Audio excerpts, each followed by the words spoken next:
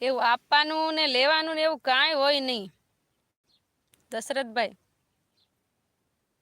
ભાઈ હારા આશીર્વાદ આપે ને તોય બેનનું અભર્ય ભરાઈ જાય. એવું જરૂરી નથી કે બેનને આપવું જ જોઈએ. હા, પરિસ્થિતિ આપણી આપવા લાયક હોય ને તો બરોબર છે, બાકી આપણી પરિસ્થિતિ બરોબર ના હોય ને તો એવું જરૂરી નથી. કોઈ પણ પુસ્તકમાં લખી નથી આપ્યું કે બેનને આપવું જ જોઈએ એમ. આપીને જ પછી જ ભાઈને ખાવું. જ્યારે તમારી જોડે હોય ત્યારે આપી દેવાનું, એવું કાંઈ હાટું નથી હોતું. અને લેવાનું કોઈ ભાઈ ભૂખ્યું ના હોય. અત્યારે લેવાનું કોઈ ભૂખ્યું ના હોય ને કોઈનું આપેલું કોઈને આખી જિંદગી ચાલતું નથી. હા, એક સ્વાભાવિક છે કે એકબીજાને આપવું લેવું, એકબીજાને લાગણી પ્રેમ ભાવ હોય તો સંબંધ બંધાય ભાઈ. બાકી એવું જરૂરી નથી કે બેનને આપવું જ જોઈએ. બેનને બનેવી બેય આવો. કયા ગામ આવીએ ગોરધનભાઈ? હાલો કયો તમે. ભાઈના આશીર્વાદ હંમેશા બેનબાની સાથે હો છે હો. બેનબા મારા લાટકા. થેન્ક યુ દશરથભાઈ. એ ભગવાન,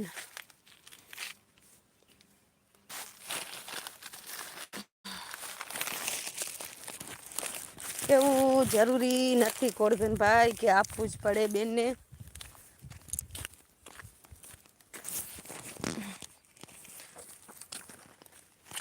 ભાઈઓની દયાથી ભગવાને ખૂબ આપ્યું છે. બેનને જાતે મહેનત કરશે ને બેન તો થાનગઢ સુરેન્દ્રનગર જરૂર ભાઈ. કોઈક દિવસ આવશું તો જરૂર આવશું ગોરધનભાઈ તમારા ઘરે. પણ જો ભાઈઓના આશીર્વાદ દઈ છે ને તો બેન કાંઈ ભૂખે નહીં મરી જાય. અને તમારા ભાગનું અનાજ મારા ઘરે પહોંચી જાય ને તો જ તમારે ખાવાનું કિસ્મતમાં હોય ભાઈ. હા, મારા ભાગનું અનાજ જ્યારે તમારા ઘરે પહોંચી જશે ત્યારે હું જાતે જ આવી જઈશ અને તમને સામેથી કહીશ કે ભાઈ હવે અમે આવીએ છીએ એમ તમારા ઘરે મહેમાનગતિ કરવા માટે. કિસ્મતમાં ભાઈ ખાવાનું લખેલું હોય ને તો ગમે તે સમયે ખવાઈ જાય એટલી ખબર પડે છે. હા, બાકી આપણે જાજુ ભણેલા નથી, જાજા ભક્તિવાન પણ નથી એમ. ખેતરમાં રહેવું ને ખેતરમાં કામ કરવું. નમસ્તે નમસ્તે, લાઈવમાં સ્વાગત છે તમારું. જય માતાજી. એવું જરૂરી હોતું નથી ગોરધનભાઈ. હું ગોરધનભાઈ તમે થાનગઢની રાધા એટલે રસિકભાઈને ઓળખો છો? હા, જીરું સારું છે હો. વાઢવાનું ચાલુ છે ભાઈ. ઢગલો કરીને મૂક્યો છે જુઓ. 5 દિવસથી વાઢીએ છીએ. મજૂર લાવીએ છીએ 10-10.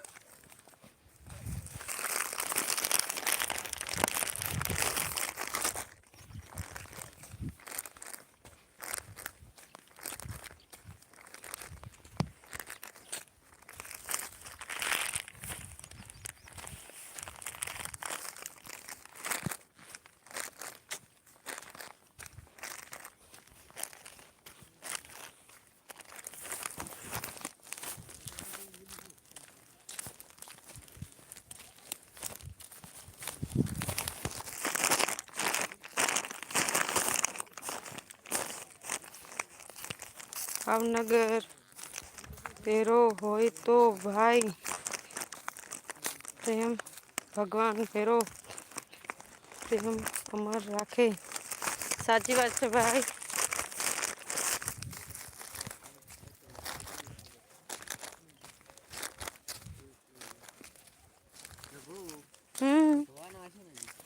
હા, તમે તે વાટમાં જ બેઠા છો ને? હા, ઉકાળો પીશું.